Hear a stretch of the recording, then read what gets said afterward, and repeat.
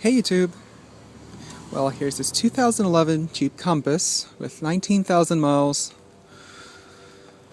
This is going to be my first tour of this generation Compass, or this year Compass. Supposedly there was an interior update, which is much needed, but really the quality is not a huge leap forward. It's just a slight refresh.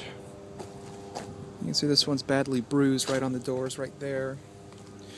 And pretty much overall it looks the same on the outside. Maybe some differences in the headlamps and maybe in the front end a little bit, just sleeked a little. Here's the interior.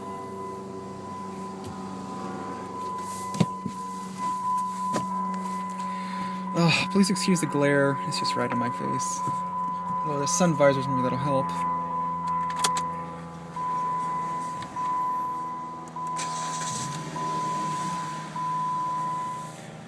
So again, 2011 Jeep Compass.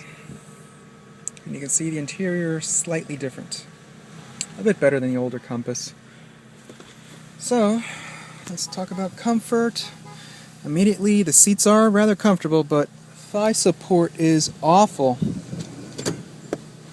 I mean, the seat is very high up, but the thigh support is terrible. At least for me it is, you can see. I don't like that. This will be uncomfortable. And the seats are nicely bolstered on the sides though, so I get credit there. Turn the AC on because it's hot. So let's talk about the interior quality, and it is a tad better than the first generation Compass. Entire dashboard, all hard touch. You can see the cover over there fitted terribly. I had to push it down and it actually went down a little bit. You can see how it just lifts up over here. Comes right back up again. It's hollow plastic, but it is actually a tad bit better than the older one. Little storage area up above here. Glove box, it is damped. It does not shut evenly. Here's a radio. N-CD is single disc. Aux jack is right there. Climate control, those three simple dials. Stability control, hazards, power outlet. And sadly this thing is still played with the CVT gearbox, but it does have a manual shift mode thing here. Dual cup holders, e-brake. E-brake does feel cheap though. Nicely thick on the bottom, but it turns into a thin thingy up here. And it feels quite low rent to the feel. Center console is not that sure-footed, it's just jiggly with little effort. It is quite deep though, so you can't fit large objects in there. Little tray. And it does slide forward, so that is a plus. The top is padded nicely, actually. Steering wheel, nicely thick. Very thick, I love that. It's just a bare steering wheel. And this is for the message center. And this is for the trip computer, right here. Cruise control. Steering wheel only tilts, it does not telescope, but it is damped, so that is a plus. This does clip off rather easily here, as you saw. So for the hood, what I immediately noticed was that the door panel is a huge step up. This is actually padded nicely on top. Does not feel cheap at all. Even the armrest, very rubbery, and it's very padded too. Well, actually not as cushiony. This here is also padded, this section. Driver window does go down automatically, does not go back up automatically though. Door locks, window lock, power mirrors. Door pocket, very sharp edge, you can even hear it.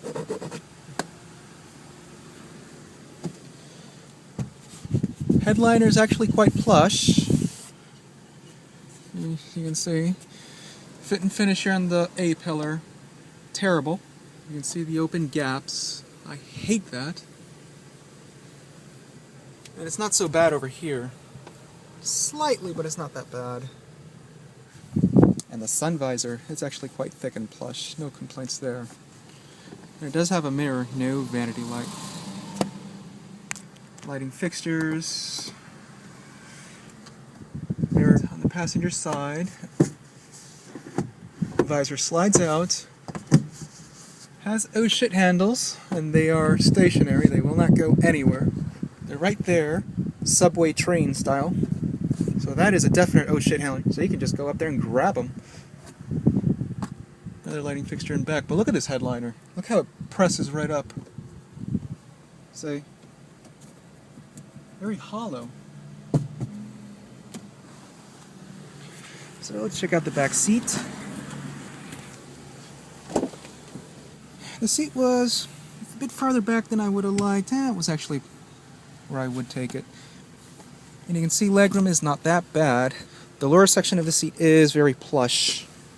No complaints at all there. No armrest in the center. You do have dual cup holders. And the seats do fold down. Just pull these straps here.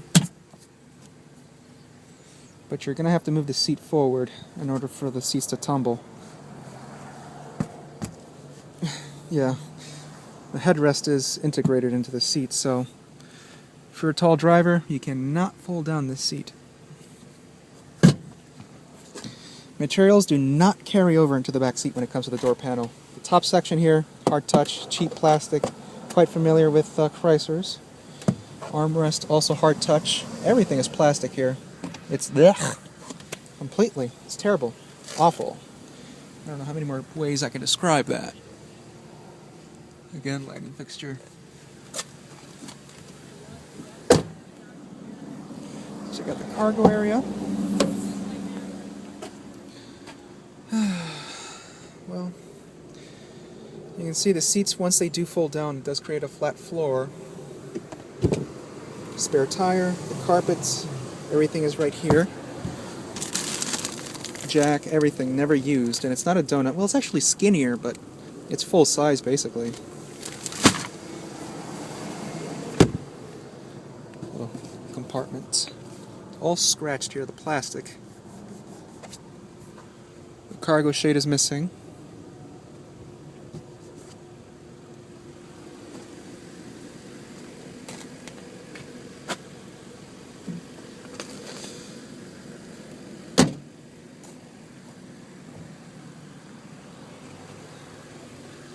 And this one does have 17-inch wheels, but rear drum brakes, awful. And this is already a heavy vehicle too. I'm sure it exceeds around 3,600 pounds roughly, or more. Still utilizing rear drum brakes. So let's take a look at the engine.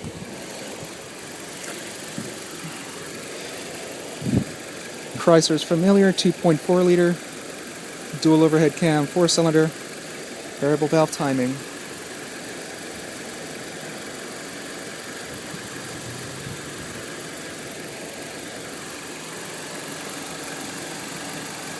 Yeah, you can see this is a CVT. You can see the dipstick right here. And it says right here CVT.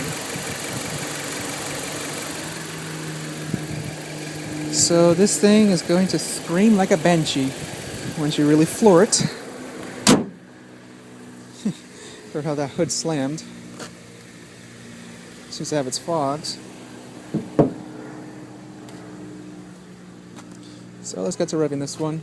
You can see it does have the rails above, the chrome rails, so that is a nice touch.